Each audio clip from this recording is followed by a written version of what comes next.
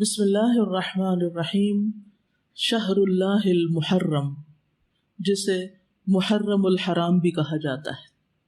محرم کا لفظی معنی ہے حرام کیا گیا، یعنی جس مہینے کی حرمت ہے، جس میں بہت سے ایسے کام حرام کیے گئے ہیں جن کو ایک مسلمان نہیں کرتا یا ان کا کرنا اس کے لیے حرام میں آتا ہے۔ محرم کے مہینے کو شہر اللہ کہا جاتا ہے، اللہ کا مہینہ۔ اس مہینے کی تعظیم کی وجہ سے اس کو اللہ کا مہینہ کہا جاتا ہے۔ اس سے اس مہینے کی امپورٹنس کا پتہ چلتا ہے۔ صحیح مسلم کی روایت میں آتا ہے، ابو ہریرہ رضی اللہ عنہ سے روایت ہے کہ رسول اللہ صلی اللہ علیہ وسلم نے فرمایا، رمضان کے بعد سب سے افضل روزے اللہ کے مہینے محرم کے ہیں۔ تو گویا اس مہینے کی بھی خاص عبادت پھر کیا ہوئی؟ روزے۔ عشر ذوالحجہ میں تو پہلے 9 دن کے روزے تھے، لیکن اس میں پورے مہینے میں سے جب بھی آپ چاہیں روزے رکھ سکتے ہیں۔ ضروری نہیں کہ پورے ہی مہینے کے روزے رکھیں جیسے رمضان میں رکھے جاتے ہیں، لیکن 10 تاریخ کا روزہ جو ہے اس کی خاص فضیلت ہے۔ محرم الحرام کی ایک اہمیت کی وجہ یہ بھی ہے کہ یہ ہجری سال کا پہلا مہینہ ہے، تو یہ مہینہ عظمت اور برکت والا ہے اور حرمت والا ہے۔ حسن بصری کہتے ہیں کہ بے شک اللہ نے سال کی ابتدا بھی حرمت والے مہینے سے کی اور اس کا اختتام بھی حرمت والے مہینے سے کیا، یعنی آغاز بھی حرمت سے، اختتام بھی حرمت پر۔ سال میں رمضان کے بعد اللہ کے ہاں محرم سے بڑھ کر عظمت والا کوئی مہینہ نہیں۔ تو اس سے کیا پتہ چلتا ہے کہ اگر جس کام کے آغاز میں اور جس کے اختتام پر خصوصی ہدایات دی جائیں اور اللہ سبحانہ وتعالیٰ کی عبادت اور خصوصاً روزے وغیرہ کی عبادت کی طرف متوجہ کیا جائے تو سال بھر بھی پھر اس کی عادت اپنا لینی چاہیے۔ نئے سال کا آغاز جو ہے وہ دعا سے کرنا چاہیے۔ عبداللہ بن ہشام سے روایت ہے، وہ کہتے ہیں کہ جب مہینہ یا سال آتا تو رسول اللہ صلی اللہ علیہ وسلم کے صحابہ یہ دعا اس طرح سیکھتے جیسا کہ وہ قرآن سیکھتے، اللہم ادخلہ علینا بالامن والایمان والسلامت والاسلام وجوار من الشیطان ورضوان من الرحمن۔ اس کا معنی ہے، اے اللہ اس مہینے کو یا اس سال کو ہمارے اوپر امن اور ایمان، سلامتی اور اسلام کے ساتھ، شیاطین سے بچاؤ یا شیطان سے بچاؤ اور رحمان کی رضامندی کے ساتھ داخل فرما۔ محرم کا مہینہ چونکہ حرمت والا مہینہ ہے تو اس مہینے میں خاص طور پر آپس میں ایک دوسرے پر ظلم کی ممانعت ہے۔ قرآن مجید میں آتا ہے، ان عدت الشہور عند اللہ 12 شہرا فی کتاب اللہ یوم خلق السماوات والارض منها 4 حرم ذلک الدین القیم فلا تظلموا فیہن انفسکم۔ بے شک مہینوں کی گنتی اللہ کے نزدیک اللہ کی کتاب میں 12 مہینے ہیں، جس دن سے اس نے آسمانوں اور زمین کو پیدا کیا، ان میں سے 4 حرمت والے ہیں، یہی سیدھا دین ہے، سو ان میں اپنی جانوں پر ظلم نہ کرو۔ تو میسج کیا ہے؟ فلا تظلموا فیہن انفسکم، اپنے آپ پر یعنی ایک دوسرے پر ظلم نہ کرو۔ تو کیا نہیں کرنا اس مہینے میں؟ ظلم نہیں کرنا۔ ظلم کی کون سی شکلیں ہوتی ہیں؟ ظلم ہوتا ہے کسی کو اس کے حق سے محروم کرنا، کسی کا حق چھیننا، کسی کا حق مارنا۔ اس کا یہ مطلب نہیں کہ باقی مہینوں میں ظلم کر سکتے ہیں، اس کا مطلب یہ ہے کہ دوسرے مہینوں کی بنسبت ان حرمت والے مہینوں میں ظلم بہت بڑا گناہ اور بوجھ ہے۔ اگرچہ ظلم ہر حال میں بہت بڑا گناہ ہے، مگر اللہ جس کام کے گناہ کو چاہے بڑھا دے، جیسا کہ اللہ جس کام کے اجر کو چاہے بڑھا دے، یعنی وہی نماز ہوتی ہے، وہی صدقہ خیرات ہوتا ہے، لیکن عشرہ ذوالحجہ میں اس کا اجر کئی گنا بڑھ جاتا ہے۔ اسی طرح حرمت والے مہینوں میں ظلم کا گناہ جو ہے وہ زیادہ ہو جاتا ہے، اور یہ 4 مہینے خاص طور پر 1/3 آف دا ایئر خاص طور پر اس لیے اس کام کے لیے رکھا گیا اور اس کی شدت کا احساس دلایا گیا تاکہ لوگ اس کی پریکٹس کریں، کانشیس ہوں، اور خصوصی طور پر اس میں اپنے آپ کو ایسے گناہوں سے بچائیں تاکہ باقی سال بھی اس پر عمل کر سکیں۔ حدیث میں آتا ہے کہ ظلم حرام ہے۔ صحیح مسلم کی روایت ہے، نبی صلی اللہ علیہ وسلم نے فرمایا کہ اللہ عز و جل نے فرمایا، اے میرے بندو، میں نے اپنے اوپر ظلم کو حرام قرار دیا ہے اور میں نے تمہارے درمیان بھی ظلم کو حرام قرار دیا ہے، تو تم ایک دوسرے پر ظلم نہ کرو۔ جان، مال اور عزت کی حرمت کا پاس رکھنا ضروری ہے۔ ابو ہریرہ سے روایت ہے کہ رسول اللہ صلی اللہ علیہ وسلم نے فرمایا ایک مسلمان کی ہر چیز دوسرے مسلمان پر حرام ہے، اس کا خون، اس کا مال، اس کی عزت و آبرو۔ تو اس سے کیا پتہ چلتا ہے کہ ہمیں دوسروں کا احترام کرنا ہے، ان کے مال کو ان کی مرضی کے بغیر استعمال نہیں کرنا، اگر کسی سے کچھ قرض لیا ہے یا کسی سے کسی چیز کا وعدہ کیا ہے تو اس کو پورا کرنا ہے۔ اسی طرح عزت و آبرو کہ کسی کی غیبت، چغلی، طعن و تشنیع اور بلا وجہ دوسروں کو اذیت دینا، اس سے بھی بچنا ہے۔ یعنی اس کا یہ مطلب نہیں باقی دنوں میں غیبت حرام نہیں، لیکن ان دنوں میں خصوصی طور پر اس سے بچنے کی پریکٹس کرنا ہے، کیونکہ اس میں ایسے کاموں کا گناہ اور زیادہ بڑھ جاتا ہے۔ ابو ہریرہ رضی اللہ عنہ سے مروی ہے کہ نبی کریم صلی اللہ علیہ وسلم نے فرمایا مسلمان وہ ہوتا ہے جس کی زبان اور ہاتھ سے دوسرے مسلمان محفوظ رہیں، اور مومن وہ ہوتا ہے جس کی طرف سے لوگوں کو اپنی جان اور مال کا امن ہو۔ مومن کون ہے؟ کہ جس کی طرف سے انسان کو اپنی جان اور مال کا امن، کہ مجھے اس سے کوئی خطرہ نہیں، نہ میری جان کو خطرہ ہے اس سے اور نہ میرے مال کو، میں جہاں چاہوں بیگ رکھ دوں اس میں سے کوئی کچھ نہیں نکالے گا۔ تو جو کسی کی کوئی چیز دیکھ کے بھی اس کی ہاتھ کی ریچ میں بھی ہونے کے باوجود اس سے پرہیز کرتا ہے، یہ دراصل اس کے ایمان کی وجہ سے۔ ابن عمر سے روایت ہے نبی صلی اللہ علیہ وسلم نے فرمایا سب سے بڑے گناہ یہ ہیں وہ آدمی جس نے ایک عورت سے شادی کی، اس سے اپنی حاجت پوری کی، پھر اسے طلاق دے دی اور اس کا حق کے مہر ہڑپ کر لیا، مہر ہی نہیں دیا اس کو۔ تو بیوی کو اس کا مہر نہ دینا یہ بھی ظلم کی ایک قسم ہے، کہ اس کو نام نفقہ نہ دینا اور اس کا حق ادا نہ کرنا۔ دوسرا وہ آدمی جس نے کسی کو مزدوری پر لگایا اور اس کی اجرت خود نکل گیا۔ ایسے بہت سے واقعات ہمارے ملک میں بہت عام ہیں کہ کام کرا کے کسی کو کام پہ رکھ کے مہینے کے بعد اس کو چھٹی کرا دینا، اس کو اس کا حق نہ دینا۔ ویسے مزدوروں کو کسی بھی کام پہ لگا کے ان کو یا حق دینا ہی نہ یا پورا نہ دینا، یہ بھی ظلم کی شکل۔ تیسرا وہ آدمی جس نے کسی چوپائے کو بے فائدہ قتل کر دیا، یعنی جانوروں کے بھی حقوق ہیں، ان کو بھی بلا وجہ نہیں مار سکتے آپ، ایک شغل تماشے کے طور پر۔ عبداللہ بن صائب رضی اللہ عنہ ابن یزید سے روایت ہے کہ وہ اپنے والد سے اور وہ عبداللہ کے دادا سے روایت کرتے ہیں، انہوں نے رسول اللہ صلی اللہ علیہ وسلم کو فرماتے ہوئے سنا، تم میں سے کوئی شخص اپنے بھائی کی کوئی چیز ہرگز نہ لے، نہ مذاق میں نہ حقیقتاً۔ بعض اوقات ہوتا ہے نا فرینڈ شپ ہوتی ہے اور ایک دوسرے سے کافی فرینک ہوتے ہیں، تو ہم سمجھتے ہیں کہ اب اس فرینکنس کے بعد ہمیں حق حاصل ہو گیا کہ ہم دوسرے کی چیز میں سے جب جو چاہیں نکال لیں، اس کا بیگ کھولیں، اس میں سے پین نکال لیں، کوئی کھانے کی چیز ہے تو وہ اٹھا کے کھا لیں۔ نہیں، یہ سب حرام ہے، چاہے ایک سوئی کیوں نہ ہو۔ اور خاص طور پر اگر کوئی کسی کا حق ظلمن چھین لیتا ہے قسم کھا کر، جھوٹی قسم کھا کر، تو خواہ پیلو کی ایک شاخ ہی کیوں نہ ہو، ایک مسواک، اگر اتنی سی چیز بھی کوئی کسی کی ظلمن چھینتا ہے تو قیامت کے دن اس کے لیے آگ ہے۔ تو بغیر کسی کی مرضی کے، اجازت کے، خوشی کے کوئی چیز نہیں لینی چاہیے، نہ مذاق میں نہ حقیقت میں۔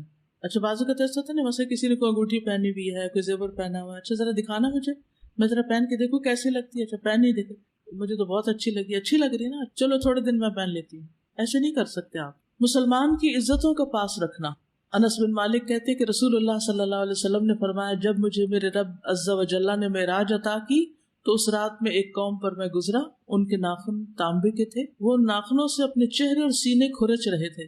میں نے کہا یہ کون لوگ ہیں اے جبریل؟ انہوں نے فرمایا یہ وہ لوگ ہیں جو لوگوں کا گوشت کھاتے ہیں، ان کی عزت و آبرو کے درپے رہتے ہیں۔ یعنی چاہے سامنے کسی کی بے عزتی کرنا بلا وجہ خواہ میں یا کسی کی پیٹھ پیچھے، تو کسی کی بھی عزت کے ساتھ کھیلنا جو ہے اپنے آپ کو نقصان دینا ہے۔ عبد الرحمن بن غنم سے مرفوعاً مروی ہے کہ اللہ کے بہترین بندے وہ ہوتے ہیں جنہیں دیکھ کر اللہ یاد آ جائے، اور اللہ کے بدترین بندے وہ ہوتے ہیں جو چغل خوری کرتے ہیں، دوستوں کے درمیان جدائی ڈالتے ہیں، باغی، بیزار اور متعنت ہوتے ہیں، سرکش ہوتے ہیں۔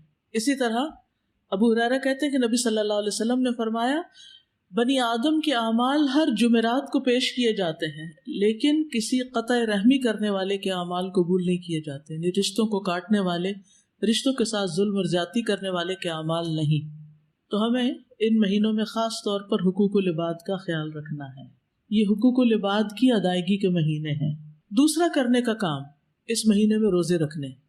ابو ہریرہ کہتے ہیں کہ رسول اللہ صلی اللہ علیہ وسلم نے فرمایا رمضان کے بعد سب سے افضل روزے اللہ کے مہینے محرم کے ہیں، یعنی مہینے کے اعتبار سے محرم کے روزے افضل ہیں رمضان کے بعد۔ ویسے تو ذوالحج کے پہلے عشرے میں تو سارے اعمال افضل ہیں، لیکن وہ صرف پہلے 10 دن کی بات ہے، اور یہاں کیا ہے، پورے مہینے کی بات ہو رہی ہے۔ لیکن یہ بات ثابت ہے کہ نبی صلی اللہ علیہ وسلم نے اس پورے مہینے کے روزے نہیں رکھے، یعنی کمپلیٹ نہیں کیا محرم کو۔ اس سے اس مہینے کے روزوں کی ترغیب تو ملتی ہے، لیکن پورے مہینے کے روزوں کی پابندی نہیں، خصوصاً عاشورہ کا روزہ، 10ویں تاریخ کا روزہ۔ جب آپ سے اس دن کے روزے کے بارے میں پوچھا گیا تو آپ نے فرمایا یہ روزہ گزرے ہوئے 1 سال کے گناہوں کا کفارہ بن جاتا ہے، یعنی پچھلے محرم سے لے کے اب تک کے جو گناہ ہوں گے وہ انشاءاللہ معاف ہوں گے، صغیرہ گناہوں کی طرف اشارہ ہے۔ 10 تاریخ جو ہے اس مہینے کی، وہ خاص طور پر بہت اہم ہے روزے کے اجر و ثواب کے اعتبار سے، لیکن ہمارے ہاں عموماً عاشورے کا دن حضرت حسین رضی اللہ عنہ کی یاد میں منایا جاتا ہے۔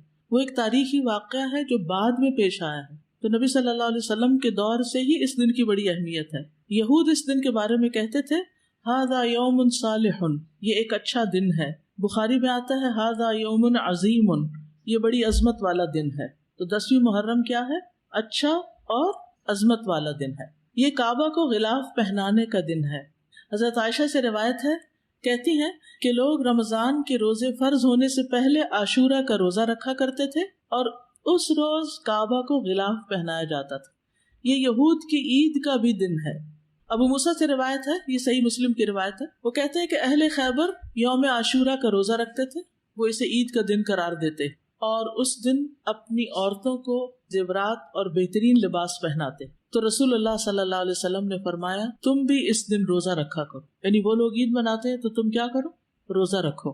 اللہ کے رسول صلی اللہ علیہ وسلم نے اس کے بارے میں فرمایا یقیناً عاشورہ اللہ کے دنوں میں سے ایک دن ہے، یعنی خاص دنوں میں سے ہے، تو جو چاہے اس دن روزہ رکھے، جو چاہے چھوڑ دے، یعنی نفلی روزہ ہوگا، فرض نہیں ہے۔ رمضان کے روزے فرض ہونے سے پہلے یہ فرض تھا۔ ابن عباس سے روایت ہے، وہ کہتے ہیں کہ میں نے نبی صلی اللہ علیہ وسلم کو نہیں دیکھا کہ عاشورہ کے دن اور رمضان کے مہینے کے علاوہ کسی دن کو افضل سمجھ کر آپ نے اس دن کا روزہ رکھا ہو، یعنی اس دن کو افضل سمجھا۔ اب آپ کہیں گے کہ وہ جو 9 ذی الحج والی بات ہے کہ وہ 2 سال کے گناہوں کی معافی ہے، تو اس دن آپ حج کر رہے تھے، اور حج کرنے والے 9 تاریخ کو روزہ نہیں رکھتے۔ یہ نجات کا دن اور شکر کے روزے کے طور پر یہود کے ہاں مشہور تھا۔ جب نبی صلی اللہ علیہ وسلم مدینہ آئے تو وہاں کے لوگ ایک دن یعنی عاشورہ کا دن روزہ رکھتے۔ ان لوگوں نے بتایا یہ بڑی عظمت والا دن ہے، اسی دن اللہ تعالیٰ نے موسیٰ علیہ السلام کو نجات دی۔ قرآن مجید میں پڑھا نا آپ نے، وَإِذْ نَجَّيْنَاكُمْ مِنْ آلِ فِرْعَوْنَ يَسُومُونَكُمْ سُوءَ الْعَذَابِ يُذَبِّحُونَ أَبْنَاءَكُمْ وَيَسْتَحْيُونَ نِسَاءَكُمْ وَفِي ذَلِكُمْ بَلَاءٌ مِّن رَبِّكُمْ عَظِيمٌ۔ تو اس کے شکر میں موسیٰ علیہ السلام نے اس دن روزہ رکھا، یعنی سب سے پہلے موسیٰ علیہ السلام نے یہ روزہ رکھا۔ آپ نے فرمایا میں موسیٰ سے ان کی نسبت زیادہ قریب ہوں، یعنی یہ پیغمبروں کی اطاعت نہیں کرتے اور ان کا حق ادا نہیں کرتے، موسیٰ علیہ السلام مجھ سے زیادہ قریب ہیں۔ تو آپ نے خود بھی اس دن کا روزہ رکھنا شروع کیا اور صحابہ کو بھی اس کا حکم دیا۔ دور نبوی میں بچے بھی عاشورہ کا روزہ رکھتے تھے۔ ربیہ بنت معوذ سے روایت ہے کہ نبی صلی اللہ علیہ وسلم نے عاشورہ کی صبح انصار کے گاؤں میں کہلا بھیجا، جس نے صبح اس حال میں کی ہو کہ روزے سے نہ ہو تو وہ اپنا باقی دن پورا کر لے، یعنی درمیان میں بھی روزے کی نیت کی جا سکتی ہے، نفلی روزے کی، اور جو شخص روزہ دار ہو تو وہ روزہ رکھے، یعنی جسے نیت کر لیا وہ پورا کرے۔ ربیہ کہتے ہیں کہ اس کے بعد ہم لوگ خود بھی روزہ رکھتے اور اپنے بچوں سے بھی رکھواتے۔ ہم انہیں اون کا ایک کھلونا دے کر بہلائے رکھتے، جب کوئی کھانے کے لیے روتا تو وہی دے دیتے، یہاں تک کہ افطار کا وقت آ جاتا۔ یہ تربیت ہے نا، ٹریننگ ہے۔ اس دن کا روزہ جو ہے یہ مستحب ہے۔ جابر کہتے ہیں کہ رسول اللہ صلی اللہ علیہ وسلم ہمیں عاشورہ کا روزہ رکھنے کا حکم دیتے، ہمیں اس کی ترغیب دیتے اور اس موقع پر ہماری نگرانی فرماتے، یعنی رکھا ہے کہ نہیں۔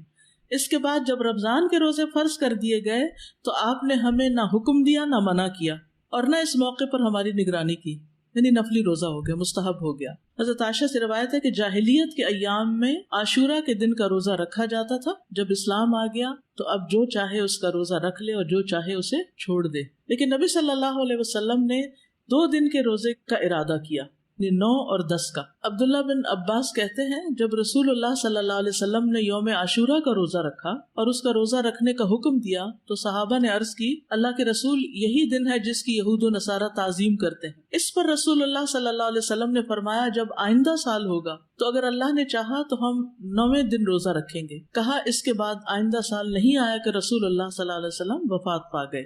تو افضل کیا ہے 2 دن کا رکھ لیا جائے 9 اور 10 کا. اور 9 محرم جو ہے بعض کے نزدیک 9 اور بعض 10 دونوں کو عاشورہ کا دن بھی کہا جاتا ہے. پہلا عشرہ ہے نا اس میں بعض کہتے ہیں 10 اور 11 بھی رکھ سکتے ہیں، لیکن یہ کہ 11 تاریخ کے روزے کی روایت ضعیف ہے، اصل میں 9 اور 10 ہی ہے. ابن القیم کہتے ہیں کہ ابن عباس کا یہ کہنا تم محرم کا چاند دیکھو تو گنتے رہو اور 9ویں تاریخ کے دن کی صبح روزے کی حالت میں کرو. تو اس سے مراد یہ نہیں کہ عاشورہ 9ویں تاریخ کو کہتے ہیں، بلکہ ان کی مراد یہ ہے کہ 10ویں سے پہلے 9ویں کا روزہ بھی رکھو، کیونکہ آپ نے فرمایا تھا کہ اگر میں زندہ رہا تو روزہ رکھوں گا. تو یہ ایک طرح سے آپ کی سنت ہو گئی، کیونکہ آپ نے اس کے بارے میں خود صحابہ کو ترغیب دلائی.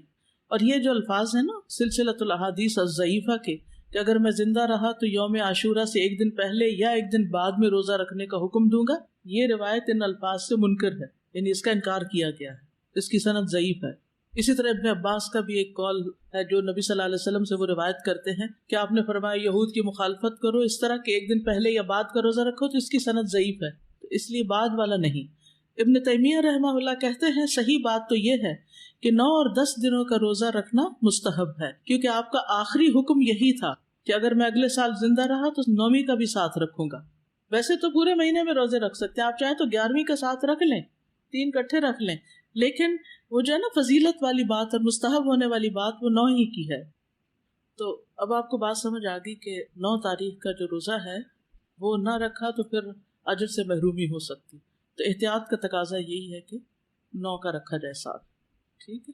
وآخر دعوانا ان الحمد للہ رب العالمین.